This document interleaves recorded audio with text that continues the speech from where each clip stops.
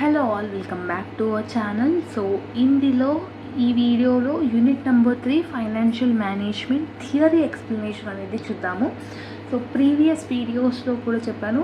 So first థియరీకి మనం preference ఇవ్వాలి financial management సబ్జెక్ట్లో. So unit number 1, unit number 2 already మనం థియరీ డిస్కస్ చేసుకున్నాం కాబట్టి యూనిట్ నెంబర్ 3 నుంచి థియరీ ఎలా నేర్చుకోవాలనేది ఈ వీడియోలో చెప్తాను. అండ్ ప్రతి ఒక్క క్వశ్చన్ ఏదైతే ఎగ్జామ్కి రిలేటెడ్ ఉంటుందో అది కూడా ఎక్స్ప్లెయిన్ చేయడం జరుగుతుంది. సో వీడియోలో ఫుల్గా చూసిన వాళ్ళకి థియరీ ఎలాంటి క్వశ్చన్ వచ్చినా you can attempt it. So don't skip the video and watch till the end. Okay, so first important questions వీడియోలో ఏవైతే చెప్పానో ఇందులో కూడా అవే ఇంపార్టెంట్ క్వశ్చన్స్ నేను ఎక్స్ప్లెయిన్ చేయడం జరుగుతుంది. సో ఎక్స్ట్రాగా ఏం చెప్పను. సో ఇందులో ఫస్ట్ ఇంపార్టెంట్ క్వశ్చన్ వచ్చేసి question number 5, that is what is capital structure and what are the major determinants of capital structure or what are the factors influencing capital structure అన్న కూడా అనొచ్చు.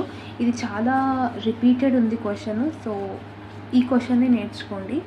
సో క్యాపిటల్ స్ట్రక్చర్ అంటే ఏంటి అని అంటే ఒక ఆర్గనైజేషన్లో క్యాపిటల్ స్ట్రక్చర్ అనేది కీ రోల్ అనేది ప్రొవైడ్ చేస్తుంది.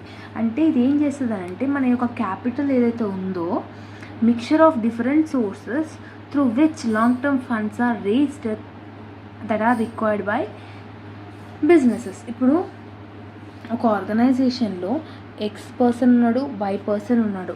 ఎక్స్ పర్సన్ 1 lakh ఇన్వెస్ట్మెంట్ చేస్తున్నాడు, వై పర్సన్ 2 lakhs ఇన్వెస్ట్మెంట్ చేస్తున్నాడు. సో వీళ్ళిద్దరు క్యాపిటల్ని కలిపి మనం ఇన్వెస్ట్మెంట్ చేస్తేనే క్యాపిటల్ స్ట్రక్చర్ అని అంటాం. Capital structure is nothing but one or more capitals in an organization to invest that amount into a long-term funds which will make by the business. అంటే business యొక్క ఫండ్స్ని రేస్ చేయడానికి ఇట్లాంటి use చేసేదాన్ని capital structure అంటాం. And what are the factors determining capital structure అంటే first one financial leverage. So ఇది చాలా ఇంపార్టెంట్. ఫైనాన్షియల్ లెవరేజ్ అంటే ఏంటంటే మన ఆర్గనైజేషన్లో లాంగ్ టర్మ్ డెట్ ఏదైతే ఉందో, లాంగ్ టర్మ్ లెవరేజ్ ఏదైతే ఉందో, నెగిటివ్ ఎఫెక్ట్ ఆఫ్ లెవరేజ్ ఏదైతే ఉందో, అంటే ఒక ఆర్గనైజేషన్లో ఇన్వెస్ట్మెంట్ చేస్తామంటే కొంచెం నెగిటివ్ ఎఫెక్ట్ అనేది ఉంటుంది. సో ఆ ఫైనాన్షియల్ లెవరేజ్ ఏదైతే లాంగ్ టర్మ్ డెప్ట్కి ప్రజెంట్ ఫిక్స్డ్ ఇంట్రెస్ట్ వాల్యూ ఏదైతే ఉంటుందో దాన్ని మనం ఫైనాన్షియల్ లెవరేజ్ అంటాం. ఓకేనా. సెకండ్ వన్ వచ్చేసి మీకు growth and stability of sales. Growth and stability of sales ఏంటి అని అంటే ఈ యొక్క growth and stability of sales ఏంటంటే క్యాపిటల్ స్ట్రక్చర్కి మంచి ఇంపాక్ట్ చూపిస్తుంది. ఏం చూపిస్తుంది అని అంటే మన బిజినెస్లో ఉన్న సేల్స్ ఇంక్రీజ్ అవ్వడం కానివ్వండి, గ్రోత్ ఆఫ్ ది ఆర్గనైజేషన్ కానీ సేల్స్ ఉన్నదానికన్నా ఎక్కువగా ఇంక్రీజ్ అవుతున్నప్పుడు ఈ క్యాపిటల్ స్ట్రక్చర్ అనేది ఫ్యాక్టర్స్ అనేది ఇన్ఫ్లుయెన్స్ అవుతాయి. Next one cost of capital.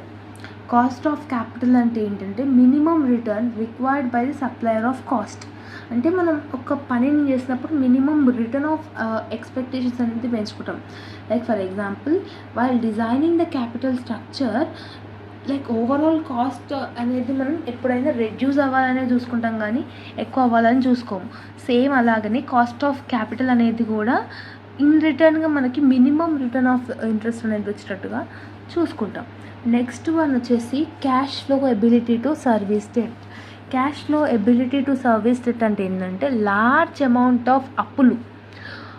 Okay, so ఈ యొక్క క్యాపిటల్ స్ట్రక్చర్ ఏదైతే ఉందో ఈ యొక్క క్యాపిటల్ స్ట్రక్చర్ నుంచి మనకున్న బిజినెస్లో ఉన్న లార్జ్ స్కేల్ ఆఫ్ అప్పులు, డెట్ ఈజ్ నథింగ్ బట్ అప్పులు ఉన్నాయన్నీ మనం క్లియర్ అవుట్ చేసుకోవచ్చు. అది cash flow ability. Next one nature and size of a firm. Nature and size of a firm అంటే ఏంటి అని అంటే మన క్యాపిటల్ స్ట్రక్చర్ మన బిజినెస్ యొక్క సైజ్ ఆఫ్ ది ఫర్మ్ నుంచి కూడా డిపెండ్ అవుతుంది. అంటే తక్కువ ఇన్వెస్ట్మెంట్ చేస్తే తక్కువ అమౌంట్ వస్తుంది రిటర్న్గా, ఎక్కువ ఇన్వెస్ట్మెంట్ చేస్తే ఎక్కువ రిటర్న్ వస్తుంది. సో కంట్రోల్ అంటే మీకు తెలుసు, అంటే controlling the issue in the management of any organisation. Flexibility అంటే అందరికీ అర్థమయ్యేటట్టు కంఫర్టబుల్గా ఉండేటట్టుగా ఉండాలి. రిక్వైర్మెంట్స్ ఆఫ్ ఇన్వెస్ట్మెంట్స్ అంటే ఇన్వెస్టర్స్ నుంచి వాట్ ఆర్ ద రిక్వైర్మెంట్స్, వాళ్ళ రిక్వైర్మెంట్స్ ఏమున్నాయో దాన్ని బట్టి మనము నడుచుకోవాలి. ఓకే, సో ఇట్లాంటివన్నీ డిఫరెంట్గా ఉన్నాయి, మొత్తం లెవెల్ ఉన్నాయి. సో ఇందులోకి ఏవైనా 8 or 9 నేర్చుకుంటే సరిపోతుంది, అన్నీ రాయాల్సిన అవసరం లేదు. Though it is your 8 marks question only, అంటే ఈచ్ క్వశ్చన్ క్యారీస్ 8 marks కాబట్టి సో ఒక 8 points నేర్చుకుంటే సరిపోతుంది. So side by side 2 sides రాసినా కూడా సరిపోతుంది ఆన్సర్. సో ఎక్కువ నేర్చుకున్నా కూడా మీకు రాయడానికి టైం అనేది ఉండదు. నెక్స్ట్ ఇంపార్టెంట్ క్వశ్చన్ ఏంటి అని అంటే this one, discuss the net income and net operating income, NI and NOI అంటాము, థియరీస్. అంటే ఇది మోస్ట్లీ మీకు ఈ చాప్టర్ నుంచి ప్రాబ్లమాటిక్ ఉంటుంది, ఎన్ఐ నుంచి ఎన్ఓఐ నుంచి. సో అది నేర్చుకున్నారనుకోండి ఇది ఈజీగా ఉంటుంది. So same like that net operating income అంటే ఏంటి, నెట్ ఇన్కమ్ అంటే ఏంటి, everything now we will discuss. Net income అంటే ఏంటంటే it was developed by Durand. ఈ ఒక పర్టికులర్ అప్రోచ్ ఏం డిస్కస్ చేస్తుందని అంటే వాల్యూ ఏదైతే మార్కెట్లో ఉందో అనుకోండి ఆ వాల్యూని రెడ్యూస్ చేసి ఫ్యూచర్లో ఇంక్రీజ్ చేస్తుంది అనమాట. నెట్ ఇన్కమ్ అప్రోచ్ అంటే ఏంటి అని అంటే it increases the value and market value of equity shares and reduce weighted average cost of capital by using large proportion of debt financing in the capital structure. So ఇది ఏం చేస్తుంది, equal shares and reduce weighted average cost అనేది reduce చేసి మన పోర్షన్లో ఉన్న ఏదైతే డెప్ట్ ఉందో అప్పులు ఏవైతే ఉన్నాయో అవి క్లియర్ అవుట్ చేయడానికి చూస్తాయి. సో దాని యొక్క డెఫినేషన్ ఇది. ఎన్ఓఏ అంటే ఏంటి, NOA is also approached by Durand. This approach is completely opposite to net income. So ఈ యొక్క నెట్ ఆపరేటింగ్ ఇన్కమ్ అనేది ఆపోజిట్ టు ఎన్ఐ అనమాట. ఏంటి, according to this approach modification in capital structure of a company does not influence the market value of a firm. అంటే first మనం 1 lakh investment చేసినాక మధ్యలో ఒక 6-7 months తర్వాత మనకు అర్జెంట్ అవసరం వచ్చి 1 lakh 50,000 తీసేసి ఇంకో 50,000 ఇన్వెస్ట్మెంట్ చేసినాం అనుకోండి, అయినా కూడా ఈ మార్కెట్ వాల్యూలో ఏం చేంజ్ ఉండదు, ఓవరాల్ ప్రొడక్ట్లో నీకు వచ్చే దాంట్లో ఏం చేంజ్ ఉండదు అని చెప్పేదే ఎన్ఓఐ. సో దాని యొక్క అజంప్షన్స్ ఏంటి, ఎన్ఓఐ యొక్క అజంప్షన్స్ ఏంటి, ఎన్ఓఐ యొక్క ఫార్ములా ఏంటి, net income approach the formula ఏంటి అనేది చెప్పి రాసినారనమాట. అంటే దాని ఫార్ములాస్ మనం ప్రాబ్లమేటిక్ వీడియోలో చూస్తే మీకు ఈజీగా అర్థమైపోతుంది. సో ప్రాబ్లమేటిక్ వస్తేనే థియరీ వస్తుంది ఈ చాప్టర్లో నుంచి కూడా, same like second unit. Okay, so అంతే. ఈ థియరీస్ క్వశ్చన్స్ అయితే నేర్చుకోనికి ట్రై చేయండి and mostly give priority to problematic questions from unit number 3. Got it? So anyway I will upload the problematic explanation videos also, don't worry. Now we will discuss the short important questions. So short questions ela adugutunnaru. First one, optimal capital structure అడిగినాడు. Optimal capital structure అంటే ఏంటి, the combination of debt and equity that leads to maximise the value of a firm.